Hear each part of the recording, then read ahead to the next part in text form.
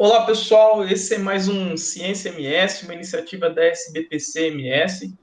Hoje nós vamos falar um pouquinho sobre divulgação científica e eu convidei duas pessoas aqui bastante especiais. Uma é o Diogo Rondon, que ele é jornalista, graduado pela Universidade Católica Dom Bosco, com especialização em políticas públicas pela Universidade Estadual de Mato Grosso do Sul, a UEMS, e atualmente ele desenvolve trabalhos de divulgação científica junto à Fundect, a fundação responsável pelo fomento à pesquisa aqui no estado. E outra pessoa que vai nos acompanhar no bate-papo de hoje é o André Mazzini, que ele também é jornalista, graduado pela UFMS, mestre em comunicação social pela UMESP, mestre em antropologia da Iberoamérica pela Universidade de Salamanca, na Espanha, doutor em história pela UFGD e com um período de sanduíche na Espanha. Ele atualmente é assessor de popularização da ciência da Universidade Estadual do Mato Grosso do Sul, a nossa UEMS.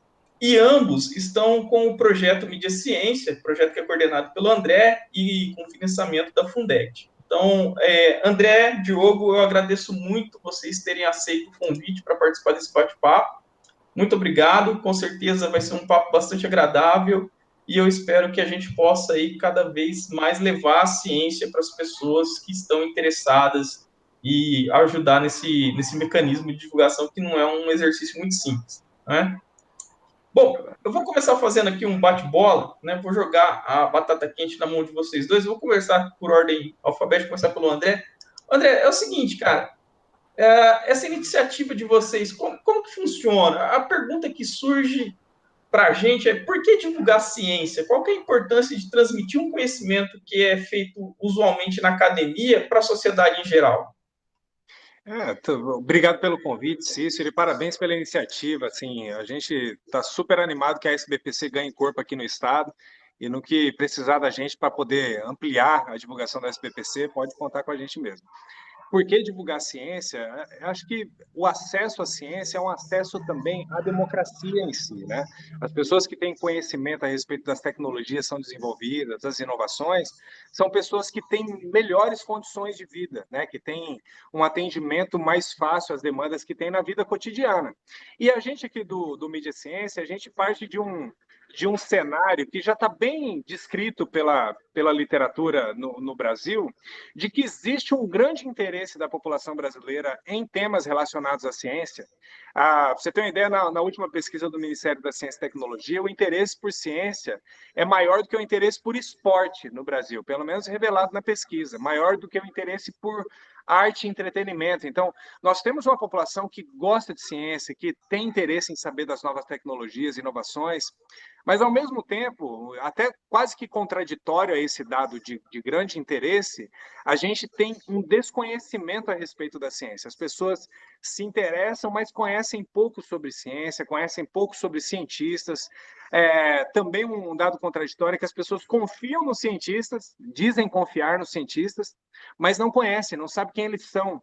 Parece que é uma entidade meio secreta, né? Coisa Então, curiosa, né?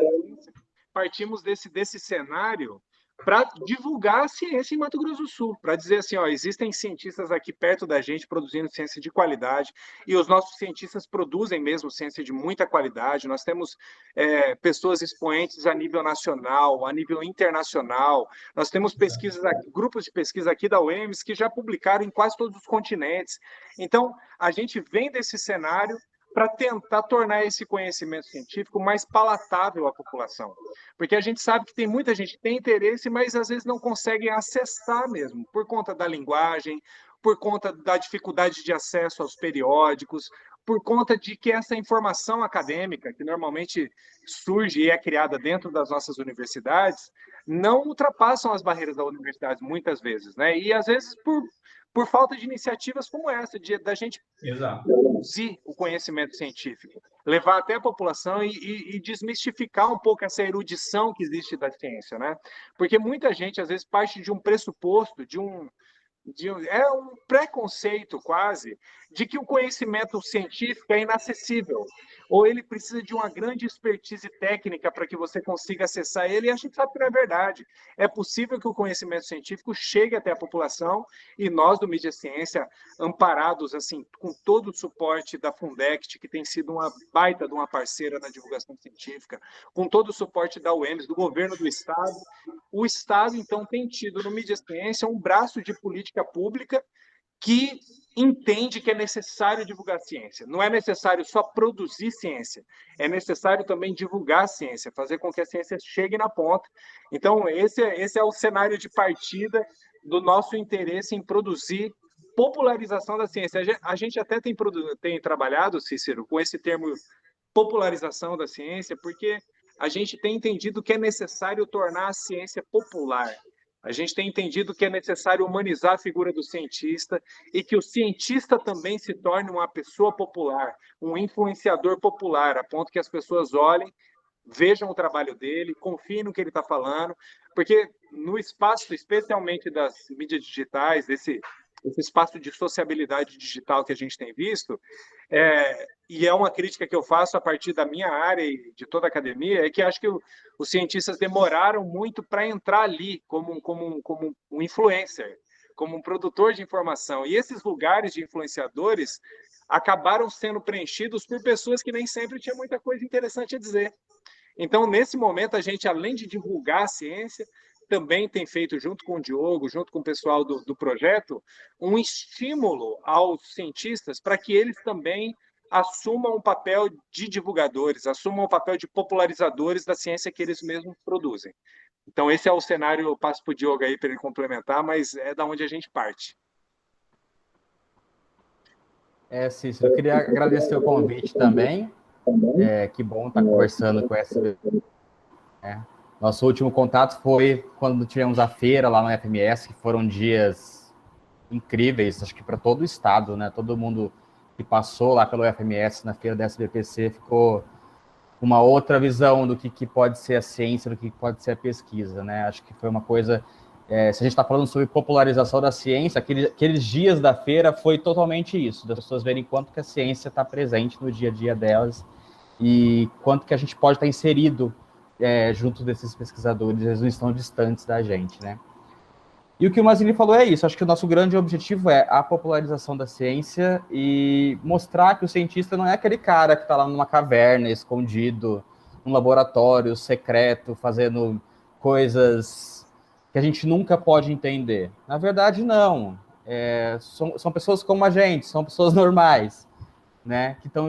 Que dedicam suas vidas, né, a novas ideias, a novos inventos, né, dedicam suas vidas a pesquisar e mostrar para a população em geral, né, que o que esse profissional está fazendo lá dentro do seu laboratório, dentro da universidade, dentro de qualquer instituição de ciência e tecnologia, vai afetar o dia a dia de todos nós, né? É uma coisa para o bem público, para o bem de todos. Bacana.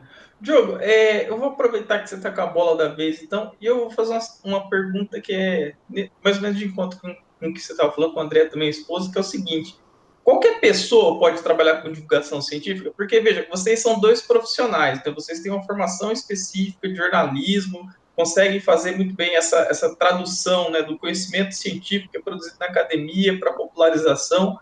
E aí o que eu te pergunto é isso, dá para qualquer um enfiar a mão nisso ou a coisa precisa ser profissionalizada? Ou qualquer pessoa que faz ciência também pode fazer popularização? Como que funciona esse esquema? Olha, aí a gente entra numa questão complicada, né? A gente não pode banalizar a situação, dizer que qualquer pessoa pode fazer se ela tiver conhecimento do que está falando, né? Se ela tiver os dados do que ela está falando, se ela tiver pleno conhecimento desse estudo, dessa pesquisa, etc.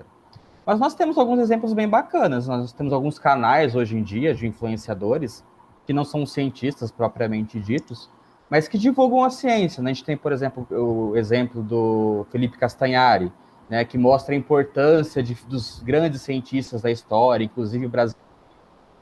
O próprio Átila, que já é um pesquisador, que durante a pandemia, né, fazia suas lives ali, explicava muito, de uma forma mais popular mesmo, qual que era o cenário, o que estava acontecendo.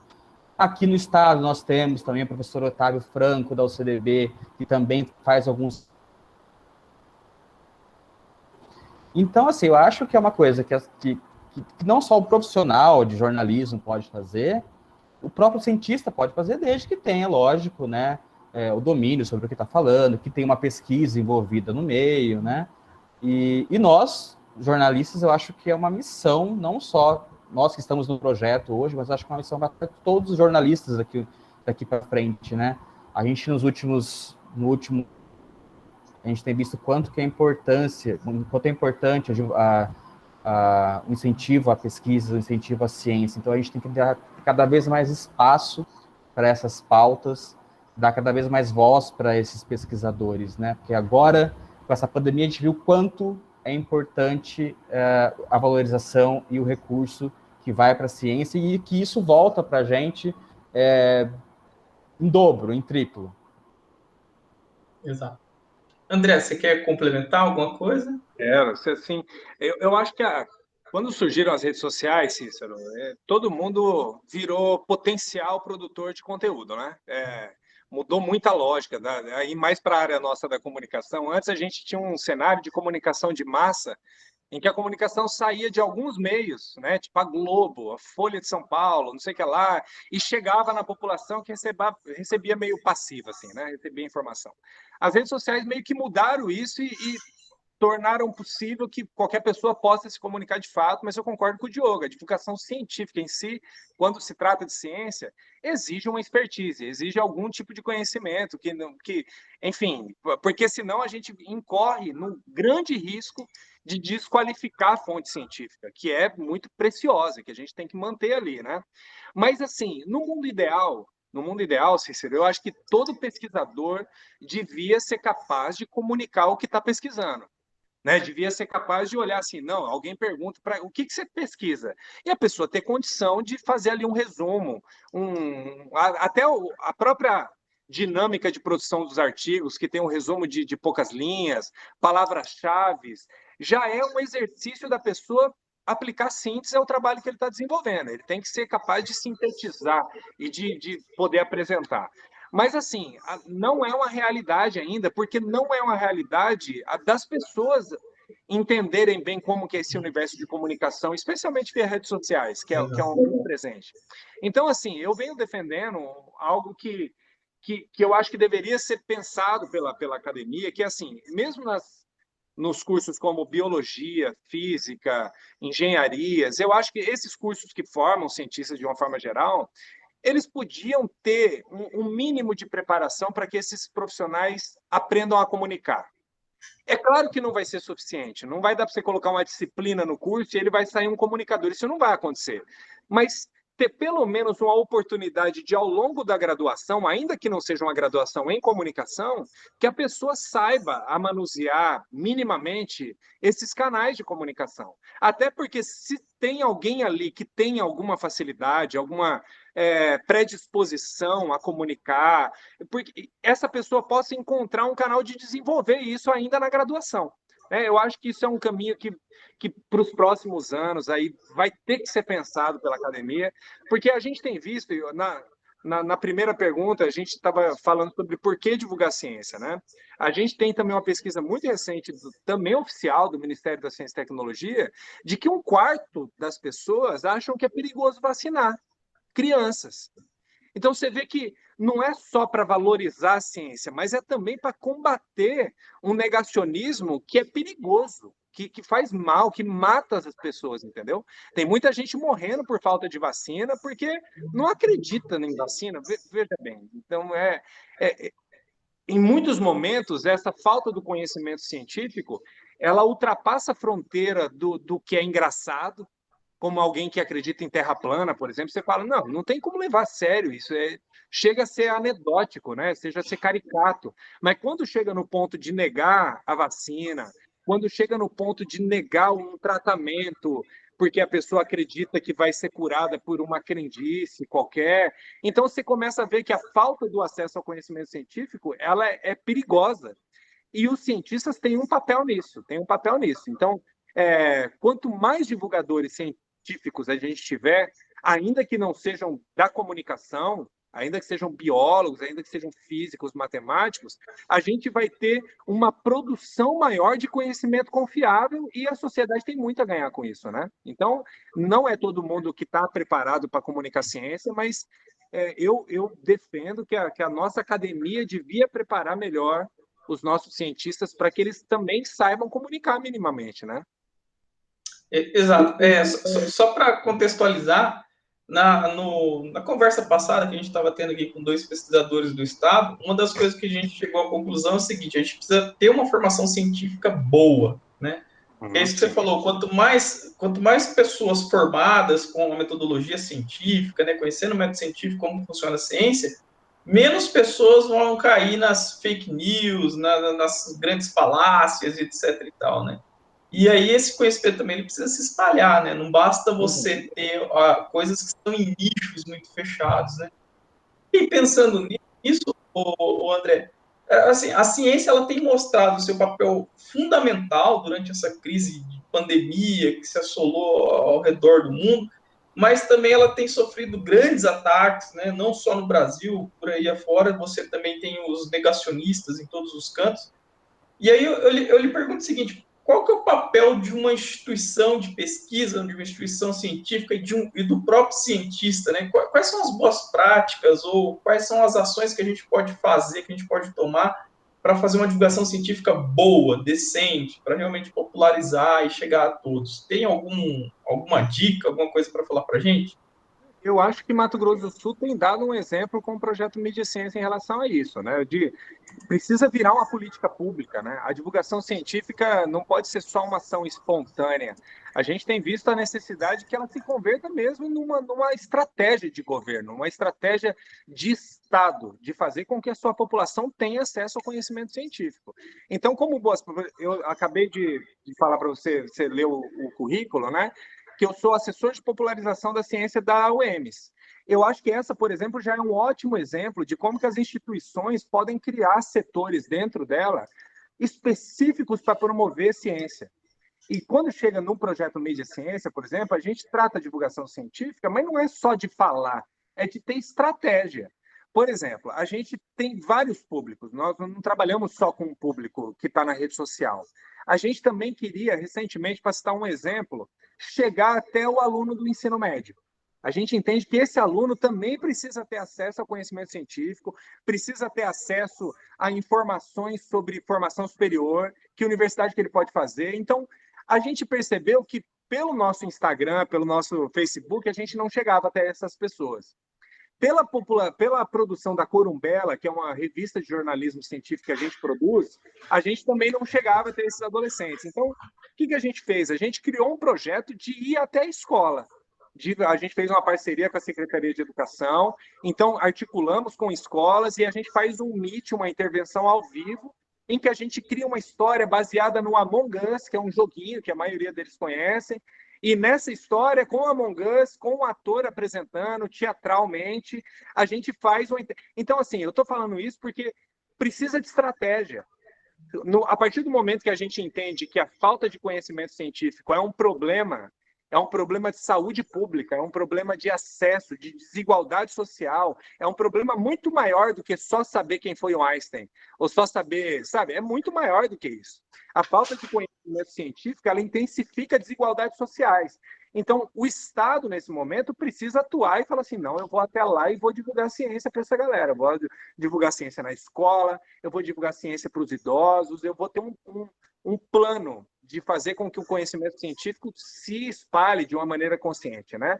Então, existem iniciativas públicas sendo tomadas, sem dúvida, mas ainda está numa fase de amadurecimento desse entendimento de que divulgar ciência precisa ter status de política pública, precisa ter status de estratégia de Estado, porque senão as pessoas não vão ter acesso mesmo. Nessa ação que a gente está fazendo nas escolas, Cícero, por exemplo, de falar sobre ciência com pessoas que vão ali de 14 até 16, 17 anos, a gente percebe, por exemplo, que muitos deles não sabem que existe cota para entrar na universidade. Muitos deles não sabem. muitos deles não sabem que se você entrar na universidade, você pode ganhar uma bolsa. E isso pode ajudar você, porque hoje a gente tem um grande problema, além do acesso à universidade, né? A gente tem o problema da permanência, que é um problema gravíssimo, gravíssimo. E quando a gente tem realidades em Mato Grosso do Sul, que existe cota, por exemplo, para indígenas, é o único, a UEMS é a primeira e a única universidade do Brasil a reservar vagas para indígenas em todos os cursos. Então, não basta ter essa lei, não basta ter essa possibilidade. A gente precisa comunicar essa possibilidade para as pessoas e dar mecanismos para que elas permaneçam na universidade, né? Então, acho que ainda está numa fase de amadurecimento desse entendimento de que é relevante e fundamental divulgar ciência para diferentes públicos, né? Exato. Muito bem colocado, André, sua fala. Diogo, você gostaria de complementar alguma coisa? A gente está falando sobre. O Mazini falou sobre a questão do Among Us, foi isso? Eu acabei caindo aqui. Sobre estratégias de divulgação científica para diferentes públicos, né? Quanto que é boas práticas que o Cícero citou. Tanto para a instituição quanto para os profissionais, para os cientistas, né? Como que essas estratégias poderiam ser implementadas? Voltando naquilo que o Mazini tinha falado, né, de como o pesquisador, como o cientista se comunica, quando eu vou fazer uma matéria, por exemplo, com algum pesquisador, o que eu sempre costumo falar para eles é o seguinte: converse comigo, explique para mim a sua pesquisa, não como um colega seu aí da academia. Converse comigo como se eu fosse uma dona de casa ou um cara que está no transporte coletivo e está olhando o celular dele e viu a notícia. Faça com que qualquer pessoa, independente do seu grau de instrução, compreenda o que você está estudando, né? O nosso texto tem que ser assim, tem que chamar a sua atenção, né? E tem que fazer com que você entenda, né? Entenda o que você está fazendo. Essa semana mesmo a gente fez uma matéria bem bacana com um doutorando em engenharia mecânica aqui do estado, aliás, é bolsista da Fundect, que está desenvolvendo uma prótese que é feita em uma impressora 3D, né? Uma prótese dessa no Brasil chega a custar de 50 a 100 mil dólares, né? Então, completamente fora, está fazendo essa prótese por um valor muito mais acessível. Lógico, está em processo de testes ainda, está sendo feito toda essa parte da pesquisa, mas olha que coisa bacana, né? E qual que é a nossa... É uma coisa super interessante que está sendo feita lá dentro da universidade, da instituição, e que a gente tem que mostrar isso para a sociedade, para mostrar, olha, pesquisa é isso vai te trazer benefícios para as pessoas no dia a dia. E de que forma que nós podemos fazer isso? Um texto popular, que a gente consiga... E quando a gente fala popular, não quer dizer que o texto é pobre, né? Que ele não tem as informações necessárias, muito pelo contrário, né? É um texto tão rico que qualquer pessoa consegue compreender, né? Entender o que está sendo feito e, consequentemente, dar mais valor à ciência, à pesquisa, né? E esse é um ponto de resistência que eu percebo que vem mudando, mas eu já encontrei mais do que o Diogo está falando, que os pesquisadores, às vezes, têm um pouco de receio de comunicar, porque sabe que, ao comunicar, a gente precisa reduzir. A gente vai precisar usar metáfora, a gente vai precisar comparar com um campo de futebol, a gente vai precisar usar ilustrações que permitam as pessoas conhecer. Mas é óbvio que essas ilustrações são limitadas. Essas ilustrações não são a tradução de uma pesquisa que tem 400 páginas. Então, existe também um trabalho de sensibilização que a gente tem que fazer junto aos pesquisadores, de entender que nem está falando, você tem que explicar isso para mim como se eu fosse uma criança.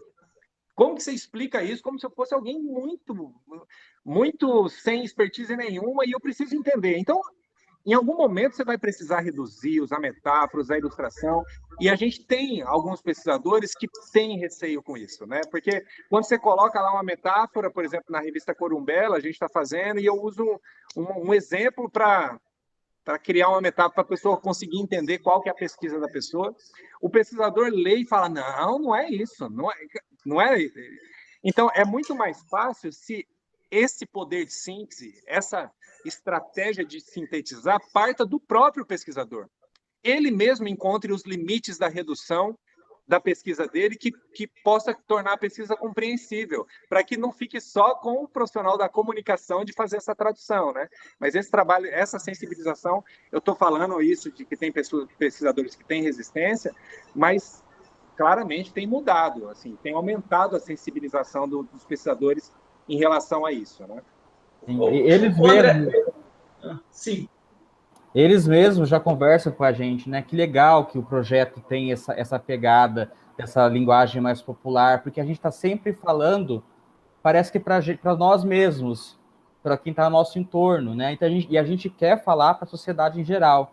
Então eu acho que os próprios pesquisadores, por mais que eles ainda tenham esse receio, né, da gente estar empobrecendo o texto deles de alguma forma, eles começam a perceber que na verdade não, né? Que são analogias, são outras formas de explicar uma coisa que é macro, mas que a gente precisa achar um ponto-chave para poder chamar a atenção do leitor e para poder sintetizar mesmo, mostrar qual que é o objetivo daquilo ali.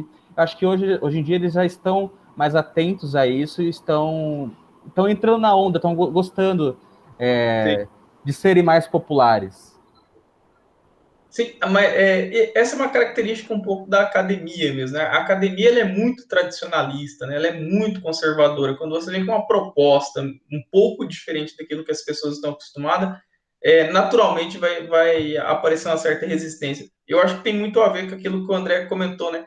Nas nossas graduações, não tem uma disciplina para falar, olha, comunicação, popularização se faz assim, se faz desse jeito. Tanto é que talvez a prova maior disso eu já observei isso ao longo dos anos que eu estou rodando aí, que não são muitos, mas eu me deparo com excelentes pesquisadores, cientistas incríveis, maravilhosos, mas que têm dificuldade, por exemplo, de chegar no concurso e prestar uma prova didática, porque ele tem uma certa dificuldade de sequer montar um discurso em cima daquilo que ele conhece tão bem, né? Então, é uma coisa que vale a pena ser pensada, vale a pena refletir. E aí, já entrando nessa vertente que vocês estavam falando, ô Diogo, como que o cientista do Estado, como que o cientista aqui do MS pode colaborar com o trabalho de vocês? E vice-versa, como que vocês podem dar visibilidade para o trabalho dos cientistas do MS? Como que funciona? Primeiro é nos dando boas pautas, né? Isso que eles mais têm. O que mais tem é pesquisa interessante aqui no Estado. A Fundect tem um banco, né, de informações do que está sendo pesquisado, tudo. E a gente entra em contato com esses pesquisadores, né? Explica como que funciona o projeto, qual que é o objetivo do nosso projeto, né? São matérias para os sites, para as redes sociais, conteúdos próprios para as redes sociais, são vídeos, são podcasts, enfim, a gente está atacando em várias plataformas para poder levar esse conhecimento adiante. Então, quando a gente explica isso para o pesquisador, eles estão ficando muito entusiasmados, né? E, por exemplo, um pesquisador que eu entrevistei na semana passada para poder falar de pesquisas relacionadas ao carbono neutro, ele ficou tão interessado, gostou tanto do projeto, que ele mesmo já me sugere outros colegas que estão fazendo pesquisas interessantes, e aí vai indo, vira um círculo de pessoas que estão produzindo muito aqui no estado. Mato Grosso do Sul tem pesquisadores de ponta, né? A gente tem que ter noção, plena consciência disso. Aqui tem gente muito boa fazendo pesquisa muito boa. E a gente precisa mostrar, né? Então, os pesquisadores, a gente precisa dessa união, entendeu? Da gente chegar lá, explicar o que é o projeto para eles comprarem a nossa ideia e vamos falar sobre ciência, vamos levar isso para a sociedade. A gente precisa dos pesquisadores hibidos, Cícero. Que as pessoas chamem mais para si mesmo, falar assim, eu pesquiso aqui, isso aqui é interessante demais, eu preciso divulgar isso aqui. Porque às vezes a gente tem também pessoas que vêm comunicar coisas que não são tão interessantes e a gente fica assim também, né? Não é tudo que a gente consegue tornar tão relevante. Mas você falou como que os pesquisadores conseguem ajudar, o Diogo matou a pau, assim, é pauta. A gente, jornalismo, divulgação se faz com pauta. Eu preciso de assunto interessante, eu preciso de tema, eu preciso de coisas que chamem a atenção, e quem tem isso é o pesquisador, né? É o pesquisador que consegue encontrar dentro da pesquisa dele qual que é o fato mais atraente, o fato mais Porque quando a gente produz um vídeo, por exemplo, eu tenho 10 segundos para chamar a atenção da pessoa, senão ela muda de vídeo. É 10, 15 segundos que eu tenho. Então, eu preciso de algo para colocar nesses 10 segundos, falando assim, ó, isso aqui é muito interessante, continua vendo que você vai adorar. E quem tem essa possibilidade de trazer isso para a gente são os pesquisadores. E o que a gente tem para fazer, e isso já está na pauta dos próximos meses, aí, a gente já tem feito, mas vamos fazer de uma forma um pouco mais sistemática, é de oferecer uma qualificação para grupos de pesquisa. Então, por exemplo, existe um grupo de pesquisa na UFMS que pesquisa tal coisa. A gente teve um contato desse, para citar um exemplo mais concreto. Tem um grupo de enfermeiras em Dourados, ligados ao curso de enfermagem lá da UEMS, que é uma proposta super legal, um grupo de pesquisa ativo, elas são super talentosas, mas não sabiam as coisas básicas de comunicação. Então, a gente fez uma reunião com um grupo de pesquisa e eu apresentei para ela coisas básicas de como engajar melhor no Instagram, que horário que você posta, qual tipo de conteúdo, como que você usa estratégias de engajamento, como que você, sabe, a gente chegar com essa expertise que é própria da ciência da comunicação, que é a nossa área, e oferecer para os nossos colegas acadêmicos também um tutorial básico de como que eles podem fazer para se tornarem produtores de conteúdo, né? Porque às vezes não adianta a pessoa achar que vai gravar uma semana acadêmica que tem 4 horas de duração a palestra e vai colocar no YouTube, e isso vai ser divulgação científica. Isso não vai acontecer, ela vai ter lá 5 visualizações. Então, às vezes tem coisas simples que você pode fazer. Por exemplo, você pode gravar essa mesma semana acadêmica e recortar 30 segundos de uma fala mais emblemática que teve e divulgar, que com certeza você vai ter muito mais gente tendo acesso àquele conteúdo. Então, esse tipo de coisa o projeto também pretende fazer de uma forma mais sistemática nos próximos meses, de se colocar à disposição de grupos de pesquisa, de programas de pós-graduação, para fazer esse beabá da comunicação, sabe? Esses primeiros passos mesmo. Porque a gente ainda tem uma geração de pesquisadores que vem do analógico. É o meu caso, eu nem sou tão velho assim, mas eu fui ter internet lá no final do ensino médio, já perto, enfim, quando eu fiz faculdade de jornalismo, estava nascendo o Orkut, então não dá para falar que a gente foi preparado para essa realidade, a gente não foi. E a gente da comunicação já tem dificuldade em caminhar e acompanhar essas novas tecnologias. Você imagina um professor, sei lá, de física, matemática, que fez a graduação lá na década de 80, que era outra realidade. Então, o Mídia Ciência também pretende ser esse agente multiplicador de conhecimentos a respeito de divulgação científica, né? Fantástico, fantástico, André. A gente vai precisar conversar muito mais sobre isso, então. Pessoal, para finalizar, eu gostaria que vocês falassem um pouquinho, então, agora voltando para o projeto, né? Para quem quer acompanhar, para quem quer saber mais, quais são os canais, aonde que o pessoal pode entrar, curtir e acompanhar o conteúdo que vocês estão produzindo. Como que funciona? Agora é a hora do jabá, né, Diogo? A gente vai fazer o jabá, é uma expressão do jornalista, onde a gente, né, divulga o nosso trabalho.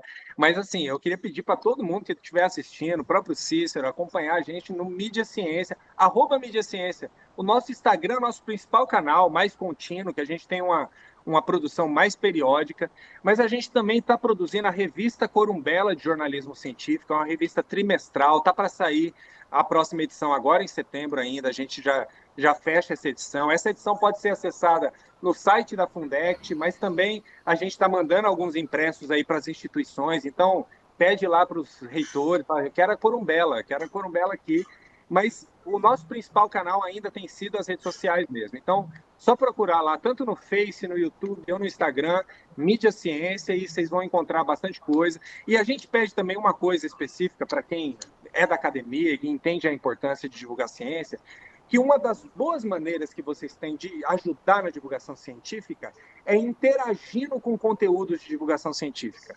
Quando aparecer lá na timeline alguma coisa de um projeto de pesquisa, alguma coisa da Fundect, da UEMS, do Mídia Ciência, curte, compartilha, comenta, envia, para um tempo na tela, porque tudo isso ajuda a ensinar o algoritmo a valorizar conteúdos de ciência. Então, o algoritmo quer saber quanto tempo que o meu conteúdo prende uma pessoa na tela. Então, se a pessoa passou pelo conteúdo e comentou, curtiu, enviou, compartilhou, publicou no Stories, mandou direct, tudo isso conta para o algoritmo dar mais relevância para esse conteúdo. Então, se a pessoa às vezes ainda não conseguiu chegar no ponto de produzir conteúdo, interagir com os conteúdos de quem está produzindo já é uma grande ajuda. Maravilha. Diogo, complementar alguma coisa? Além das redes do Mídia Ciência, a Fundect, que é a Fundação de Ciência e Tecnologia aqui do estado de Mato Grosso do Sul, vinculada à Semagro e ao governo do estado. Nós temos o nosso site, é o fundect.ms.gov.br. Lá nós temos todos os editais que estão abertos, as notícias, as matérias sobre o que está sendo pesquisado em Mato Grosso do Sul. Tá? Nós temos as redes sociais da Fundect também no Facebook e no Instagram. Todas as sextas-feiras nós temos o podcast Fundect é Ciência com os destaques da semana, tá? O Fundect é Ciência toda sexta-feira no Spotify. Então é isso, para saber o que está sendo produzido de ciência, tecnologia e inovação, Fundect e o Mídia Ciência. Maravilha. Pessoal, novamente, eu agradeço imensamente a participação de vocês. Foi um papo muito profícuo, muito produtivo, muito gostoso. E eu deixo aqui a minha gratidão e o meu abraço a vocês. Ok? Valeu, Cícero. Obrigado pelo até convite. Mais. Obrigado, Diogo. Boa noite para vocês. Obrigado, até mais. Tchau, tchau.